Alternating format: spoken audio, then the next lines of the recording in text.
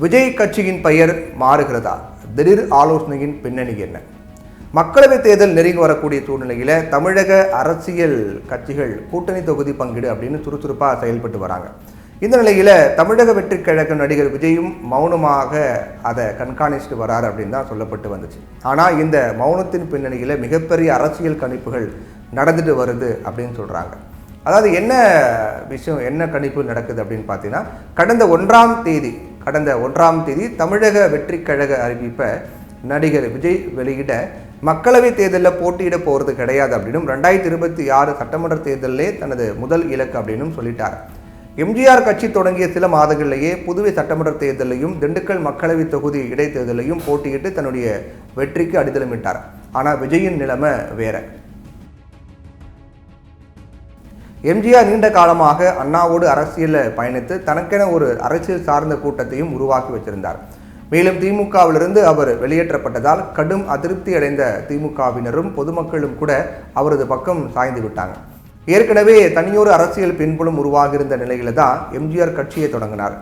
எம்ஜிஆர் கட்சி தொடங்குவதற்கு முன்பே அவர் திரைப்படம் வெளியாகும் சமயத்தில் திமுக தொண்டர்கள் கொடிகட்டி வரவேற்ற நிகழ்வுகளும் நடந்திருக்கு. ஆனால் நடிகர் விஜயனுடைய பின்னணியே வேற.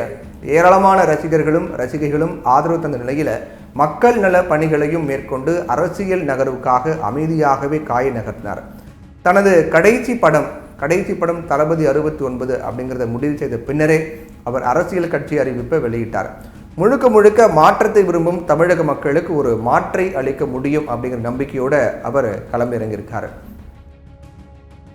நடிகர் அப்படிங்கிற முறையில் உச்ச நட்சத்திரம் என்பதால் மக்கள் கிட்ட பெரிய அறிமுகம், நலத்திட்டங்களை வழங்கி தமிழக மக்களுக்காக நல்லது செய்ய நினைப்பவர், சர்ச்சைகளில் சிக்காதவர், சில நெறிகளை பின்பற்றுகிறவர் அப்படிங்கிற பெயர்களை தவிர அவருக்கு எந்தவித பெரிய பின்புலமும் கிடையாது அப்படிங்கிறதே உண்மை. இந்த பின்னணியில தான் தனது விஜய் மக்கள் மன்றத்தின் நிர்வாகிகளை நம்பி அவர் கட்சி பணியை தொடங்கியிருக்கார். இதுக்காகவே விஜய் மக்கள் மன்ற நிர்வாகிகளையே தனது மாவட்ட செயலர்களாக அறிவிச்சிருக்கார்.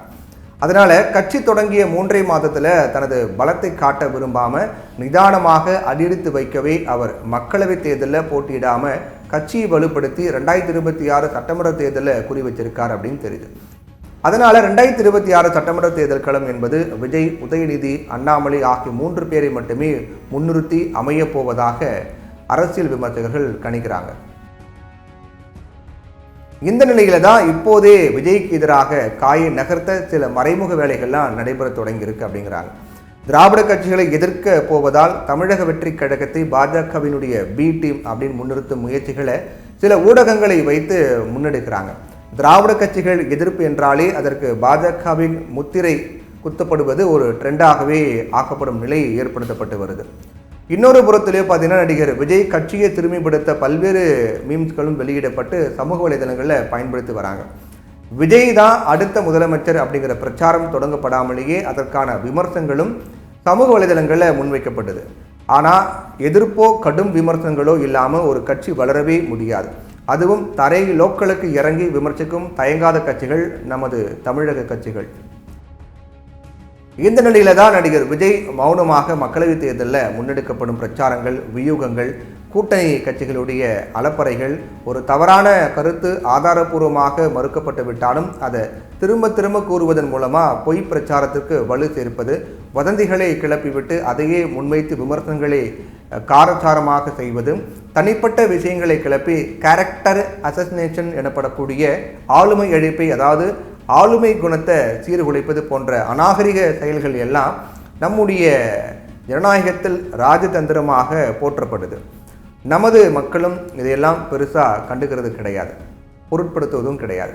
அதனால நடிகர் விஜய் இதையெல்லாம் புறந்தள்ளியும் சரியான பதிலடி கொடுக்கும் ஒரு டீமை உருவாக்கியும் தான் சமாளிக்க வேண்டும் என்று அவரது ஆலோசகர்கள் சொல்லிட்டு இருக்காங்க.